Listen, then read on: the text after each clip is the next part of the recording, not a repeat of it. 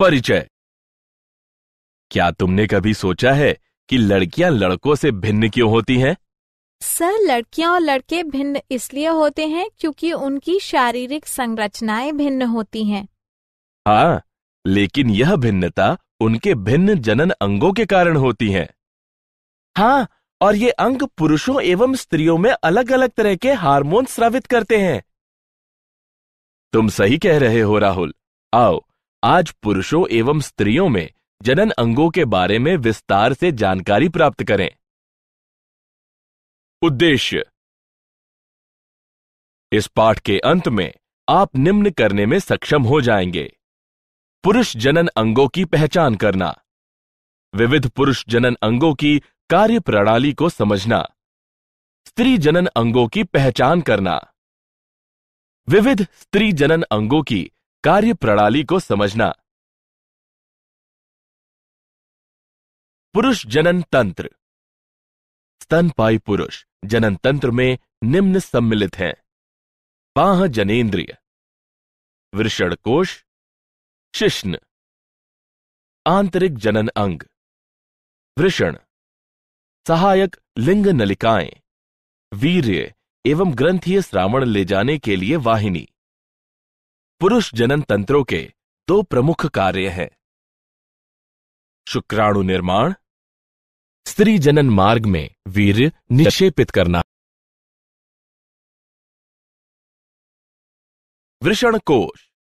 वृषणकोश शारीरिक आवरण की एक थैली होती है जो निम्न प्रकार से जनन में सहायता करती है। वे वृषण जो एक थैली में स्थित होते हैं उन्हें वृषणकोश कहते हैं। वृषणकोश वृषणों के तापमान को सामान्य शरीर के तापमान से 1 या 2 डिग्री सेंटीग्रेड कम रखने में सहायक होता है। यह कम तापमान शुक्राणु निर्माण और संग्रहण के लिए आवश्यक होता है। शिश्न।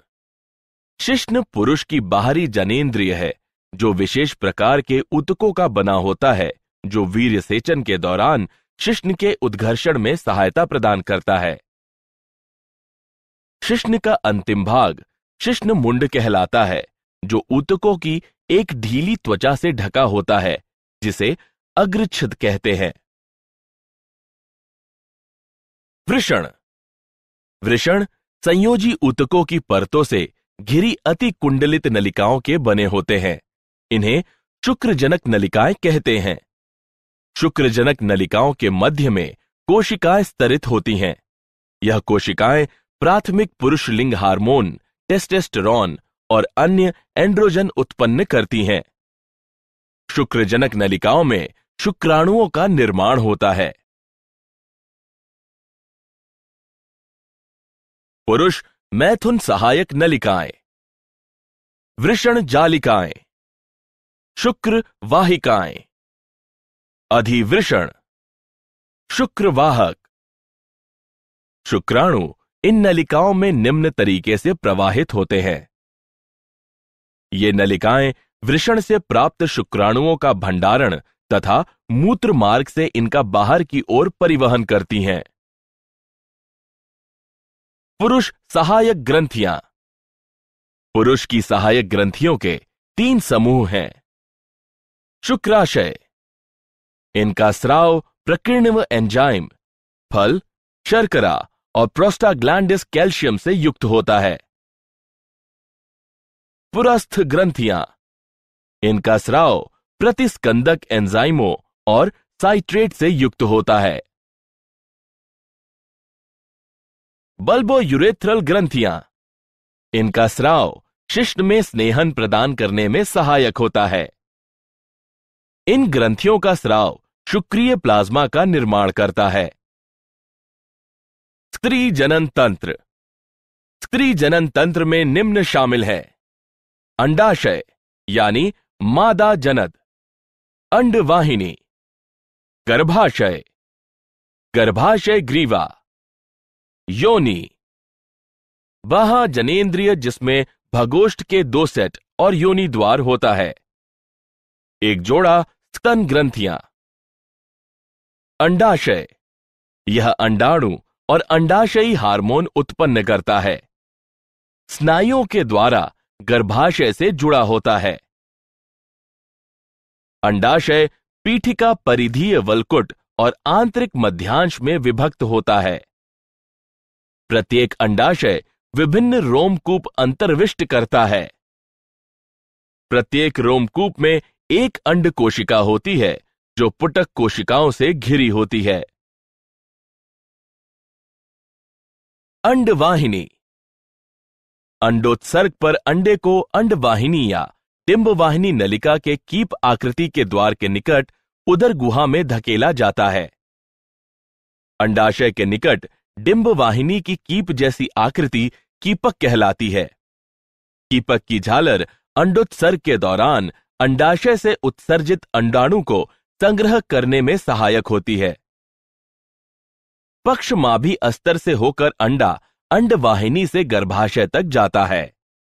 गर्भाशय यह एक मांसपेशीय उल्टी नाशपाती के आकार जैसा होता है जो गर्भावस्था के दौरान भ्रूण को सहारा देता है।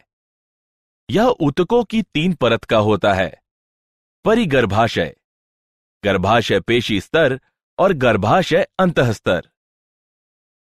गर्भाशय ग्रीवा यह गर्भाशय का सिरा होता है जो योनि में खुलता है। ग्रीवा की गुहा को ग्रीवा नाल कहते हैं। योनि यह पतली भित्ति वाला कक्ष होता है जहां मैथुन यानी संगमन के दौरान शुक्र संचित होता है। योनि ग्रीवा नाल के साथ मिलकर जन्म नाल की रचना करती है। बाह्य जनेंद्रिय इनमें सम्मिलित है जघन शैल। यह वसामय ऊतकों से बनी गद्दी सी होती है जो जघन, बालों और त्वचा से ढकी होती है। वृहद भगोष्ठ यह योनि द्वार को घेरे हुए ऊतकों का मांसल वलन है। लघु भगोष्ठ यह वृहद भगोष्ठ के नीचे स्थित एक जोड़ा वलन होता है। योनिच्छद यह संवहनीय झिल्ली होती है जो जन्म के समय से योनि द्वार को ढके रहती है और अत्यधिक शारीरिक गतिविधियों या लैंगिक संभोग के दौरान फट जाती है। भगशेफ यह एक छोटी अंगुली जैसी संरचना होती है जो मूत्र द्वार के ऊपर 2 वृहद भगोष्ठ के ऊपरी मिलन बिंदु के पास स्थित होती है। स्तन ग्रंथि स्त्रियों का द्वितीयक यौन अभिलक्षण है। पुरुषों एवं स्त्रियों दोनों में पाई जाती है, लेकिन केवल स्त्रियों में ही ये कार्यशील होती है। स्तन ग्रंथियों के ग्रंथिल ऊतक 15 से 20 स्तन पालियों से बने होते हैं, जिसमें दुग्ध स्त्रावित करने वाली कूपिकाओं के गुच्छ होते हैं। प्रत्येक स्तन पाली की नलिकाएं मिलकर एक स्तन वाहिनी बनाती हैं, जो अन्य स्तन वाहिनियों से मिलकर एक चौड़ी स्तन तुम्बिका बनाती है, जो दुग्ध वाहिनी से जुड़ी होती है, जिससे स्तन से दूध बाहर निकलता है। क्या आप जानते हैं, स्त्रियों की जर्म लाइन को कैंसर उपचार से क्षतिग्रस्त होने से बचाने के लिए स्फिंगोसाइन 1 फॉस्फेट युक्त एक औषधि संश्लेषित की गई है। यह औषधि ऐसी स्त्रियों में अंडाशय की कार्यप्रणाली बहाल करने में भी सहायक है। सारांश। आइए हमने जो कुछ सीखा है उसे संक्षेप में दोहराए। पुरुष जनन तंत्र में एक जोड़े वृषण, पुरुष यौन सहायक वाहिकाएं और सहायक ग्रंथियां तथा वाह जनेंद्रियां होती हैं। वृषण में अति कुंडलित शुक्रजनक नलिकाएं होती हैं जो शुक्राणु उत्पन्न करती हैं। पुरुष बाह्य जनेंद्रिय शिश्न कहलाती है। स्त्री जनन तंत्र के अंतर्गत एक जोड़ा अंडाशय, एक जोड़ा अंडवाहिनी, एक गर्भाशय, एक योनि, बाह्य जनेंद्रिय और एक जोड़ा स्तन ग्रंथियां सम्मिलित होती हैं। अंडवाहिनी, गर्भाशय और योनि स्त्री सहायक वाहिकाएं होती हैं। स्तन ग्रंथियां स्त्रियों का एक द्वितीयक यौन अभिलक्षण है।